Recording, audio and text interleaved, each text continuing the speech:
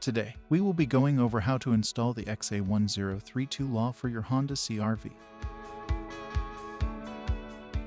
To start, install the attachment bracket on the bottom center of the front grille.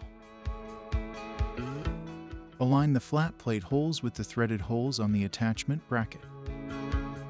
Secure the flat plate to the attachment bracket by fully fastening it with the provided screws. Align the mounting holes on the license plate holder and the license plate in order to secure them together with the provided hardware. Once they're together, align the lower mounting holes of the license plate holder with the mounting holes on the attachment bracket, securing it with the hardware. After that is tightened, your law is installed and ready to use.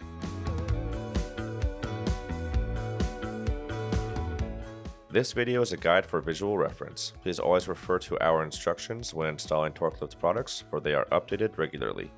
For any questions, visit our website or give us a call at 800-246-8132.